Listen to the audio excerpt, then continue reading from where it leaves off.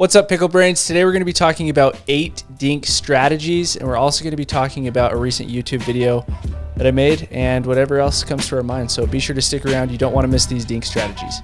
Okay, so I recently posted a YouTube video about the airbender serve. It absolutely took off, and I got like, I don't know, 50,000 views within 12 hours. But yeah, Quang Duong, and we're definitely saying his name wrong, so that's probably why, because I heard someone else say it, and it's like Quang Duong. Someone in the comments will know, and that'll just absolutely pierce their eardrums. But Quang Duong, okay? That's what we're going with. He gets on my YouTube video, and his English isn't the best, so I didn't really understand what he was saying, but he's like, this is only 50% best. Something along those lines. Anyways, after I translated it in my mind, essentially what it came down to is he was just like, this is only 50% true. Your technique isn't great, something along those lines. And it was shocking, in so much that I had multiple people reach out to me on Instagram and say, is that the actual Quang Duong reaching out to you on that YouTube post and just trolling everybody? Because he's commenting on, he's commented on 20 plus people's posts where people are like, you're going to hurt your elbow by doing that grip. And Quang's like, no, you won't. That just comes down to bad form. You have bad form. He's just like being savage on everybody. Really? Yeah, and everybody's just hating him for it. That's what everybody's saying. Like, is that actually him? I can't imagine actually acting like that as like a professional player. And I'm like, hey, keep in mind, this dude's just a teenager, and it could be, for all we know, it could be his dad running his account. Yeah. Anyways, it was funny because the sponsor of the video was Titan, and he said, if you can get me one of those Titans, I'll convince my dad to tell you the secret technique behind the serve. And I'm like, I'm sorry, bro. There's no secret. You're saying I'm 50% correct. I analyzed your serve. I put it right next to me. Everything is correct. Like probably 95% is correct. But it was funny. So weird. Anyways, short story. Quang Duong, if you put him on your thumbnail, he's going to click it. He's also going to comment and come back multiple days after and just continue to see what the comments are saying and what's going on. So I thought it was funny. That is funny. That might have to do with the fact, too, that, like you said, he is young and he's still maybe trying to figure things out. So now I'm going to hop on there and take a peek. But for anyone that wants to see that video on YouTube, it has taken off, and it actually is really good instruction. And I think that's one of the main reasons that it's taken off.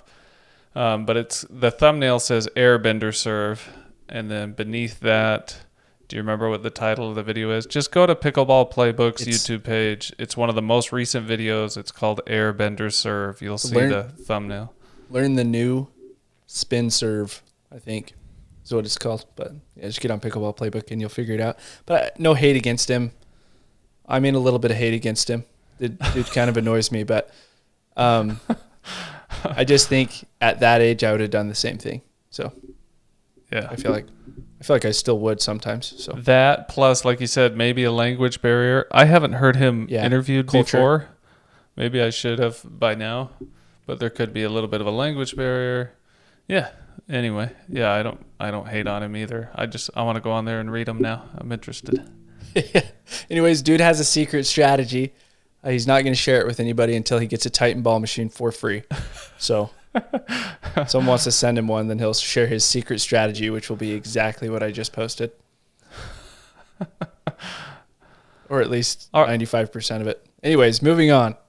Let's talk about some dink strategies. So we're going to be talking specifically about 8 dink strategies. I just barely did an 8-day series where you're just going to go a little bit more into depth with it. If you missed it, it's on Pickleball Playbook. But you won't need that after this, after what we talked about, because we're not only going to have my opinion on it, but also Spencer's opinion.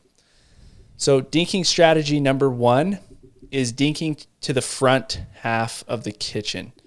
Essentially, what the front half of the kitchen is the half of the kitchen that is closest to the net. So if you were to split the kitchen in half, it'd be that half that's closest to the net. And what we want to talk about right now is when you should be dinking there. And this is something that Colin Johns talks about in his dinking strategy. So when you should be dinking there and how it can help you in what circumstances and how it can help you to either get back into points or create offense. So let's start with you, Spencer. When do you dink to that front half of the kitchen, and why? Or have you ever thought about it? Do you just dink in certain locations and not really have thought about splitting that kitchen in half? No, I've thought about it a lot, but in the most basic of ways. If I think about dinking in the first half, I'm usually playing someone tall or someone that has a lot of reach, and so I'm trying to hit my dink as shallow as possible. That's really the only time I'm thinking get it to where they can't really get the ball out of the air. Me personally. Now you can teach us what's wrong about that and how I can improve that. But yeah, typically it's when someone has big reach, and I'm just trying to make it so it's not as attackable. Yeah. So, I mean, I've gotten this secondhand, and then I also have some of my own ideas, but I've gotten it from Colin Johns. And essentially he says dink to the front half of the kitchen whenever you're in a defensive position. Another good reason could definitely be you're playing against someone that's really long and tall and they can reach far in. You want to utilize the front half of the kitchen, otherwise they're going to speed everything up. But if you're ever in a defensive position, they pull you off the court, they pull you out wide, maybe you're still transitioning into the net. If you can hit the front half of the kitchen, they really can't create offense from that position. Because the ball is so close to the net, they can't speed up the ball from that position. If they were to, they have to hit it upwards, or they just straight up hit it into the net. So since they have to hit it up, it just gives you a really easy attackable ball. So it's essentially just instantly taking away their offense and neutralizing the point, making it so that all that they can do is hit a neutral ball or a defensive ball at that. And so it's just essentially taking that away. But that's why I dink to the front half of the kitchen. The only problem is the net's in the way. So, maybe you're pulled way out wide. That can kind of be a difficult spot to hit. But that's where drilling comes in and just practicing it, because if you can get it to that spot, then you're back in the point. If you can't get it to that spot, you're pretty much screwed anyway. So, yes, could be a little bit more low percentage, but it's better hitting there and maybe hitting it in the net every 5 times rather than popping up the ball and just getting a winner, or something along those lines where they just hit a winner in your face. What are your thoughts on that? No, I like it. For me, one of the hardest dinks is if I'm playing mixed and I'm playing on the left and I'm trying to cover a lot of court, trying to cover to the right. Still, for me, I don't have enough practice with it. I don't play enough. I keep promising that I'm going to play more. If that ball goes behind me, if it's a dink anywhere behind me, that for me is the toughest dink, not to be able to hit back, but to be able to hit back precisely. And that's something that I need to drill. I could definitely do that with a ball machine. Just work my way, take up a lot of court on the right and have the ball machine be hitting it on my left. And then I have the ability to put that ball where I want. Because usually my focus right now is just get it over the net in those hard to reach areas. But when I'm in that defensive position, like you said, should be trying to hit it in the front half of the court. And something and just building off of that really quick, is something that will help with that is hitting it cross court. Because you have 22 feet, maybe 21 when you're dinking cross court that's actually in the kitchen. Whereas if you dink up the line, you have 14 feet, give or take a couple feet.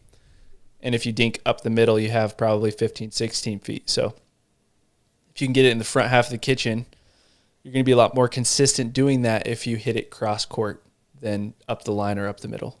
But sure, up the middles can be a really, really good choice to just get back into the point, and be consistent too. So I'd err on the side of either up the middle or cross court, because you'll have more room that way. And you don't risk getting ernied that way. Yes. Yep. Hit it up the line, you're going to get ernied.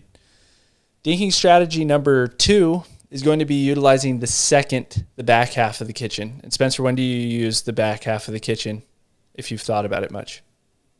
I have. For me, it's usually when I'm dinking cross court, and it'll be interesting to see what you say here. When I think about the back half of the kitchen, or even slightly into the service box, in other words, just outside of the kitchen, I'm trying to pull whoever it is I'm dinking against off the line. Those can't typically be high dinks. I mean, they typically need to be a little bit lower, but usually that's what I'm trying to push them off the line and create offense, and usually with a lot of top spin. Other than that, I mean, I guess I don't really think about using the back half of the kitchen, or we can call it the area of the kitchen that's farther away from the net. Yeah, I guess I didn't explain that. Hopefully people picked it up that that's what it is. Yeah. But yeah, totally agree. You're creating offense and you use it when you're in offense. So you've already created the offense. Now you're in offense. You want to continue using the back half of the kitchen / also behind the kitchen line so that you can hit it behind your opponents. The problem that you run into is that your opponents will take the ball out of the air. So you need to make sure that you are in offense when you're hitting this back half of the kitchen. Otherwise, you're going to end up screwing yourself over because they'll be able to take the ball out of the air and just simply speed it up. The way that you can know that you're in offense and in an offensive position is, one, your opponents are off balance, scrambling to get the ball, and two, the ball is high coming to you. I'm sure there's a 3 as well, but those are the two that come to my mind right same now. thing. What I was thinking is, yes, the ball is high, but also you're hitting the ball down. If you have the opportunity to hit the ball in a downward trajectory, that's offense. That's offense right there. So it's bouncing a little bit higher than that, or you can take it out of the air and hit down on the ball. You're not hitting a speed up. You're just simply dinking, but you're utilizing the back half of the kitchen plus the next 2 or 3 feet behind the kitchen, hitting it behind your opponents. So that's when it's a great opportunity to use the back half of the kitchen. So that is dinking strategy number 2. Moving on, unless you have something else to say about that, Spence. Nope, that's awesome. Okay. I got to see what dinking strategy number 3 is. Because it would be on day 5. Okay. Okay, so dinking strategy number 3 is how we can get back into the point when our opponents pull us way out wide. So they hit a dink. They're in offense mode. They use the second half of the kitchen. They pull us way out wide. And this is something that I learned from Ben Johns that I thought was really interesting. He was teaching it to a group of relatively beginner players. I was like, that seems pretty dang advanced. But the fact that he was teaching it to beginner players made me think, like, maybe it's not so advanced. It's just a good strategy to use. And what that strategy is it's a hook dink. Spencer, have you heard of a hook dink? I don't even know if it's called that, but that's what it seems like it should be called to me, or what I've heard it being called. So for me, what I refer to as a right hook or a dominant hook is technically when it's not what you're going to describe right now. Okay. So I won't even bring that up right now. You explain to us hook dink when the ball is hit behind you. Okay. Maybe I'll have the opportunity to talk about that later, but that's a different shot. Okay, cool. I'm interested in that one. I saw a video of it. That's an offensive shot, right? Yes. So with this is when you're in defense mode. They hit the ball behind you. They use the second half of the kitchen. You're going to hook your it's going to be your dominant. So your dominant wrist is going to hook inwards towards you as if you weren't holding onto a paddle, it's as if you're trying to touch the tips of your fingers to your forearm or to your wrist, to the inside of it. So you're making a hook with that. Hopefully you guys can see that on camera that are watching. What that's going to do is help you to get back into the point because it puts your paddle face facing directly towards your body / behind you, to where you can totally be running in the opposite direction of the court. Let's say you're running just straight towards the sideline. They've hit it behind you. You hook, okay, on that forehand side, and then you can pull the dink back, either up the middle or back cross court to stay in the point. All your opponents are going to be jumping the line trying to hit an Ernie, but since you've hooked, you're able to get that angle on your paddle even though you're facing the total opposite direction. And so Ben Johns was teaching this to a group of beginners, and I was like, whoa, that seems like a pretty advanced shot. But literally, it's really simple. It's just a dink, and all you do is hook your wrist. And it's the same exact thing on the backhand side instead of hooking your fingers towards the inside of your forearm, you're going to be hooking your fingers towards the outside of your forearm. That's cocking your wrist backwards, and then you're doing the same thing. You're pulling it cross court directly behind you or back up the middle, which we're going to talk about up the middle and cross court next. But I don't know, Spencer, did you see that video of Ben Johns teaching that at any point? No, I didn't, but I do use this a lot more on the backhand side, so I'm going to try using it on the forehand side. A note to make here is I know you're thinking it, but I don't think we said it out loud, is yes, we cock our wrist, if we're hitting off the backhand side, we cock our wrist back.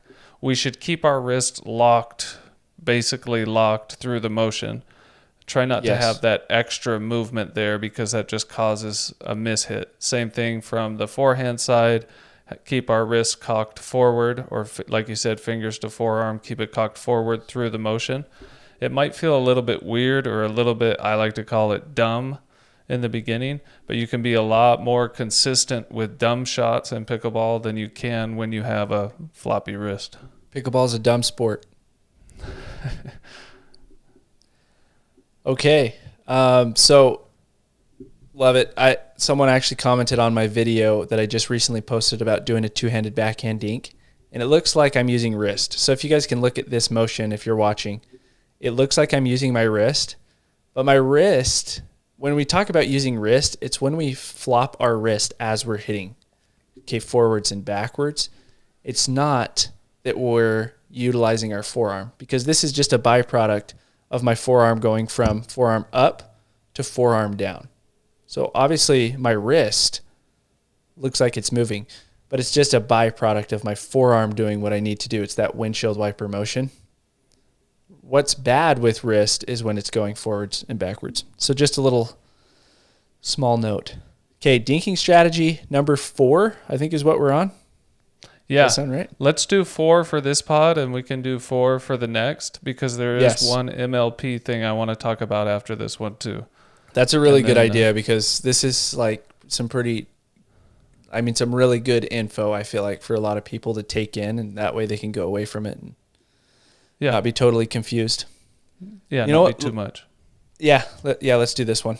This one kind of ties into 5, but it should be fine. It'll just leave us with a cliffhanger.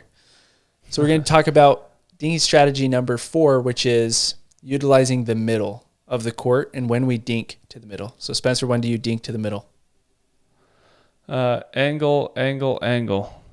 So anytime I try to dink to the middle, that's when I want to make sure that my opponents can't put a bad angle on me, if that makes sense. So you've explained a lot of times, ever since the first time you explained it to me, my eyes were opened. I had somewhat of an inkling of an understanding of angle. But not just dinking, dropping, driving. Anytime I'm going to the middle, I'm trying to stop the opponents from being able to hit a hard angle one way or the other, because it definitely decreases their opportunity for an angle. So that's typically when I go middle, because it's harder for them to have that angle, and it's harder for them to attack a dink from the middle, because there's not as many places to go. Yes. But enlighten us. So from the middle, you can only attack up the middle, because if you attack, I can't even say down the line, but across the body of your opponent. So say the ball lands in the middle. I'm playing on the right side, Spencer's on the left. Let's say they try to hit Spencer's left shoulder. All Spencer has to do is move out of the way, because since they're attacking from that position, they hit Spencer's left shoulder, not actually hit it, he moves out of the way. That ball has to go wide. Whereas if they attack and they hit Spencer's right shoulder, that ball is either in or long. So it just comes down to the height of the ball. Shoulder high, let it fly, it's around that area. But all that you have to cover is the middle speed up when you dink to the middle. That's all that you have to focus on, which is it's really convenient. So that's one of the great pluses of dinking to the middle, is all you have to do is cover middle for the speed up. But can they dink it back out wide? Absolutely. Do they have a big angle to dink it out wide? Like Spencer was saying, No, it's not huge. So you'll have time to get to that ball. So you just need to make sure that you're covering that middle speed up, and then you'll be all set. But hopefully that makes sense. Essentially, that is the 4. So yeah, we'll go over the next 4 on the next one. I think that'll be good. Let's hear this MLP Those are great news. points. Let's review that last one more time. Okay. So dinking to the middle, we'll keep this pretty basic. Dinking to the middle can help you in 3 ways. You know, if they speed it up, they're speeding up middle, so you're ready for it. If they speed up to either side of you or somewhat towards the sideline, most often you're just letting that ball go unless they have the perfect shot because it's going out.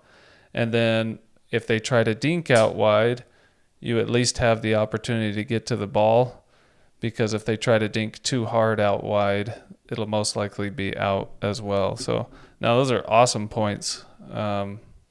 Dink middle as much as you can.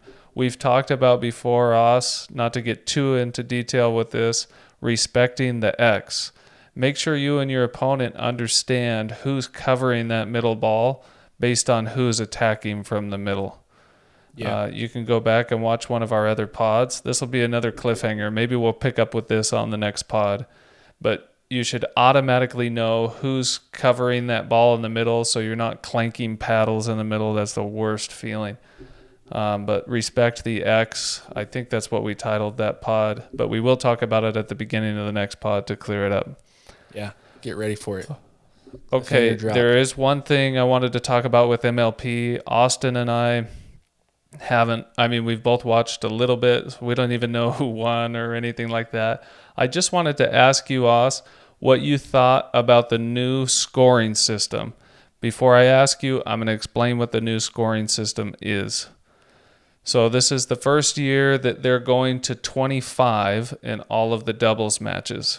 Okay, so it's still rally scoring like before. So stupid. There's no freeze once you get to it. You're just playing straight to 25, win by 2.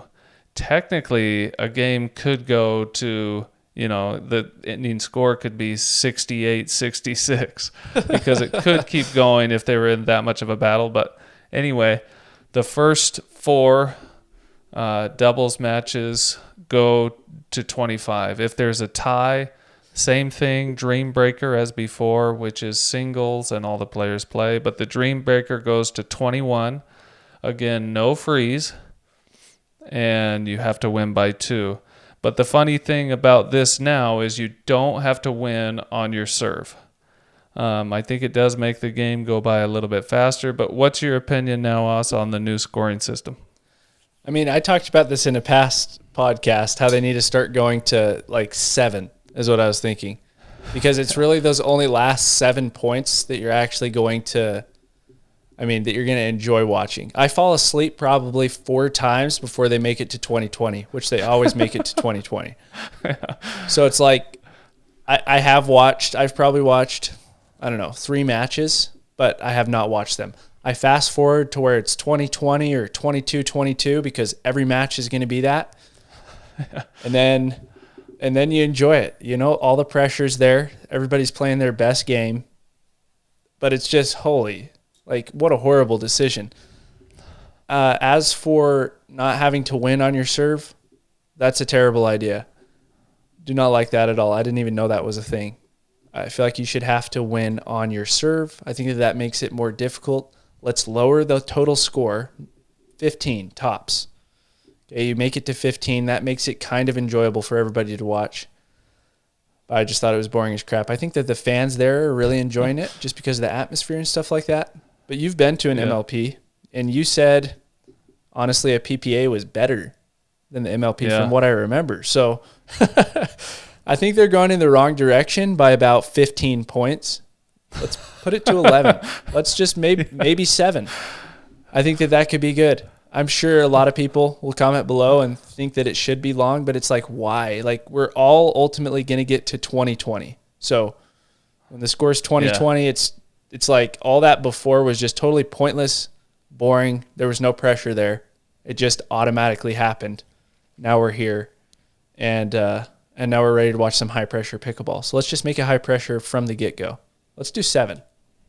7 or 11. Agree. So let's make that point then. From a viewer's standpoint, if they want more viewership, like you said, I think they are going backwards. Yeah. If this is specifically for the players and their opportunity, to have more points so that they have the chance to come back, maybe they're warming up in the beginning and by the time they get to 11, they're like, oh, what happened? We weren't even warmed up yet. I can kind of get that. But from a viewing standpoint, if you want more viewers, you have to lower the score. It can't go to 25. I actually don't mind. I just like the quickness of everything. I don't mind that they don't have to serve to win. I didn't think that I would enjoy that, but I did like that part of it because it's like, come on, we got to move on to the next match. That's true because also it is demonstrating who the better team is by not having to serve to win, because a team can be up, I mean, very rarely it happens, but a team could be up 24-15 or something like that, and then they win 25-15 not even on their serve, which it's like, okay, they earned that, they had that huge gap. So yeah, that's true. I do like that. I don't know. But I also feel like 25 is a lot. Be earned, and 25 is too much. And it's not just 25. It's 4 rounds of 25 and sometimes 5 rounds of 25 per match. Yeah, that's a lot. I mean, and like you said, that's one of the reasons people are busy. Like, people are working just like we are. Maybe we're working in pickleball like you are. Maybe we have a separate job like I do. And the time that I have to watch MLP is typically not live. And so I'm watching the rerun. Is that what you say now? What is this, rerun. 1980? What do I call it? Rerun? Yeah, I think so. I'm watching it at night, like you said, when I'm tired. And it's really hard not to get bored by it when each game is going to 25. And it's like, wow. So they fixed some things, but not others. It definitely needs to be less points. I'm fine with them not winning on their serve. Anyway, I just wanted to point out that one thing. Maybe next week we'll talk about who won, because I have no idea who won because I fell asleep 6 times and I don't have that much time to watch it. Yeah, for real.